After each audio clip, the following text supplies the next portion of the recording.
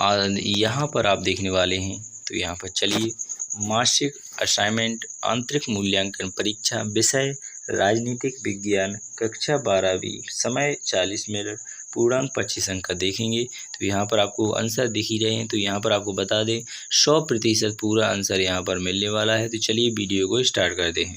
तो यहाँ पर पहला क्वेश्चन पूछा गया आपसे, यूरो क्या है? तो यूरो यूरोपीय संघ की मुद्रा एवं मौद्रिक इकाई है जो एक्स चिन्ह का प्रदर्शित प्रतीक है। इस प्रकार आप आगे देखेंगे। तो नेक्स्ट क्वेश्चन लिखा है, विक्रस क्या है? तो विक्रस क्या है, इसका आंसर आपको यहाँ पर ये रहा। तो यहाँ पर लिखा है, विक्रस दुनिया की 5 प्रमुख अभरती यानी अर्थव्यवस्थाओं के संगठन है। इस संगठन के में ब्राज़ील, रूस, भारत, चीन और दक्षिण अमेरिका शामिल है। चलिए इसके बाद चलेंगे तीसरे क्वेश्चन में। तो यहाँ पर तीसरा क्वेश्चन ये रहा,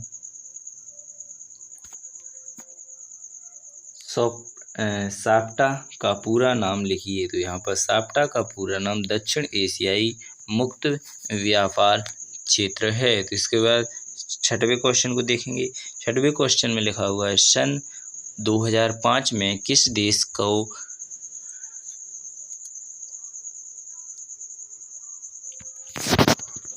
सार्क का सदस्य बनाया गया? तो अफगानिस्तान को बनाया गया था। तो यहाँ पर सातवें क्वेश्चन में लिखा है, वर्तमान समय में मानव जाति को किससे खतरा है? तो यहाँ पर आप देखेंगे सातवां क्वेश्चन, वर्तमान समय में, यहाँ पर आपने चौथा क्वेश्चन देख लिया है। तो यहाँ पर चौथे क्वेश्चन को देख लीजिएगा। चौथे क्वेश्चन का यहाँ पर आपको आंसर नहीं, यहाँ पर इनको देख ही लिया आपने यहाँ पर। तो इनको देखा कहाँ है अभी, आपने नहीं देखा ना? तो इनको देख लीजिएगा। शिमला समझौता कहाँ हुआ था? 2 जुलाई 1942 को हुआ था। ठीक है। इसके बाद चलेंगे आप चौथे क्वेश्चन में, दक्षिण सार्क में आप क्या समझते हो? तो यहाँ पर चौथे क्वेश्चन का आंसर देख लीजिएगा पहले। इसके बाद आपको 5वें का देख ही लिया था आपने। ठीक है। तो यहाँ पर ये रहा, दक्षिण एशियाई क्षेत्रीय सहयोग संगठन, यत्र दक्षिण एशियाई के 8 देशों का आर्थिक और राजनीतिक संगठन है। इसके बाद 7वें क्वेश्चन को देखेंगे। आपने यहाँ पर 5वें और 6वें क्वेश्चन को अच्छी तरह देख ही लिया था। वर्तमान समय में मानव जाति, तो यहाँ पर 8वां क्वेश्चन आपसे पूछा गया है, 7वां क्वेश्चन आपसे पूछा गया है। तो चलिए इसे भी देख लेते हैं। वर्तमान समय में मानव जाति का परमाणु हथियारों, आतंकवाद तथा प्राकृतिक आपदाएं से खतरा है। इस प्रकार आप 7वें को हल कर लीजिएगा। चलिए नेक्स्ट क्वेश्चन यानी 8वें क्वेश्चन का देख लेते हैं। तो 8वें क्वेश्चन में आपसे पूछ लिया गया था, युद्ध करना कब न्याय संगत होता है? तो यहाँ पर 8वां क्वेश्चन लिखा हुआ है, आत्मरक्षा तथा आंतरिक अधिकारिताएं लिए युद्ध करना न्याय संगत कहलाता है। तो चलिए 8वें क्वेश्चन को आपने देख लिए। चलिए यहाँ पर लिखा हुआ है 9वां क्वेश्चन देख लीजिएगा। यहाँ पर लिखा है, प्रवासन का क्या अभिप्राय है? तो यहाँ पर लिखा है, प्रवासन का क्या अभिप्राय है? तो चलिए यहाँ पर 9वें क्वेश्चन को आप देखने वाले हैं। तो यहाँ पर लिखा हुआ है, संचार,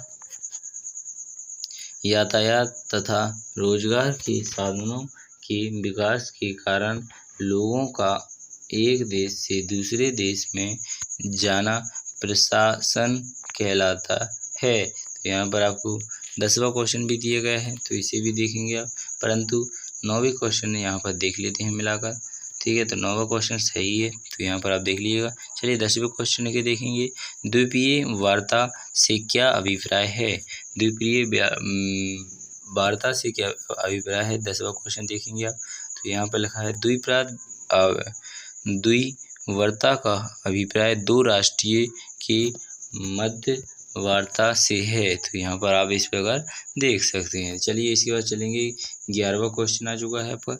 चलिए पहले 11वें क्वेश्चन को पढ़ लेते हैं। भारत की विदेश नीति का मुख्य पहलू क्या है? तो यहाँ पर आपको देख लेना है 11वां क्वेश्चन, भारत की विशेष नीति का मुख्य पहलू क्या है। तो इस प्रकार आप देख लेंगे। ठीक है, चलिए नेक्स्ट क्वेश्चन को देखेंगे यहाँ पर। तो चलिए यहाँ पर लिखा हुआ भारत के परिप्रेक्षण में राष्ट्रीय हित के अर्थ में क्षेत्रीय अखंडता की रक्षा के लिए हमारी सीमाओं को सुरक्षित करना, सीमा का आतंकवाद का मुकाबला, ऊर्जा सुरक्षा,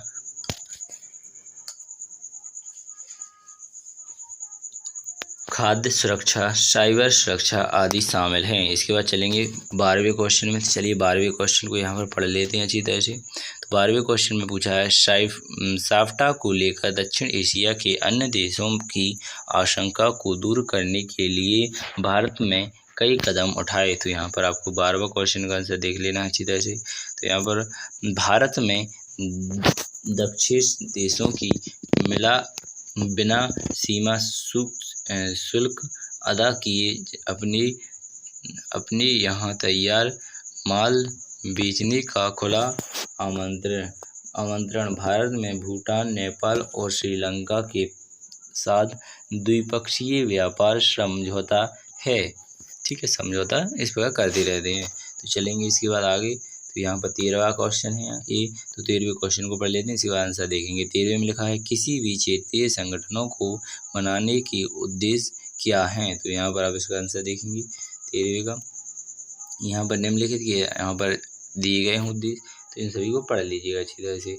जैसे पहला, यूरोपीय संघ के सदस्यों की संयुक्त मुद्रा यूरो का प्रचलन दिन प्रतिदिन बढ़ता ही चला जा रहा है और यह डॉलर को चुनौती प्रस्तुत करता नजर आ रहा है। तो यहाँ पर विद्युत व्यापार में चुंबकीय संघ की भूमिका अमेरिकी में चुंबकीय तिगुनी है। तो यहाँ पर इस प्रकार आप पूरा हल कर लीजिए, 5 पॉइंटों को लिख लीजिएगा। चलिए इसके बाद चलते हैं 14वें क्वेश्चन को भी देख लेते हैं। तो 14वें क्वेश्चन में पूछा है कोरोना वैश्विक महामारी ध्यान से रखते हुए विश्व स्वास्थ्य संगठन की समीक्षा कीजिए। तो यहाँ पर 14वें क्वेश्चन को आपको देखना है। तो यहाँ से आपको यहाँ पर लिख लेना है। मेरी दृष्टि में आज भारत विश्व के प्रमुख शक्तिशाली देशों में गिना जाता है, अतः उसे सुरक्षा परिषद में स्थायी सदस्यता प्राप्त होनी चाहिए। इस तर्क के पीछे निम्नलिखित कारण हैं। भारत विश्व का सबसे बड़ा जनसंख्या वाला दूसरा देश है। भारत विश्व का सबसे लोकतांत्रिक देश है। संयुक्त राष्ट्र संघ के शांति बहाली के प्रयासों में भारत लंबे समय से महत्वपूर्ण भूमिका निभाता आ रहा है। भारत आंतरिक स्तर पर आर्थिक शक्ति बनकर उभर रहा है। इस प्रकार यहाँ पर आप 8वां देखेंगे। भारतीय राष्ट्र संस्कृति सदैव ही अहिंसा, शांति, सहयोग की समर्थक रही है, अतः भारत को सुरक्षा परिषद का स्थायी सदस्य बनाना चाहिए। तो वो आशा करेंगे आप सभी को समझ में आ गया होगा। चलिए इसके बाद 14वां क्वेश्चन आप सभी ने कर लिया है। बिना टाइम खराब के वीडियो को यहीं पर विराम देते हैं। 14 क्वेश्चन आपको देखिए टोटल हमने आपको कहा था पूरे आंसर मिलेंगे। कोई भी डाउट हो तो आप पूछ सकते हैं कमेंट बॉक्स में, और ज़्यादा से ज़्यादा वीडियो को शेयर करें, बस आपका इतना काम है। तो आपकी अति कृपा होगी। चलिए बिना टाइम खराब के आपसे विदा लेते हैं। धन्यवाद। बिना टाइम खराब के अगली वीडियो मिलेंगे। भारत माता की जय। जय हिंद, जय भारत कहना ना भूलें।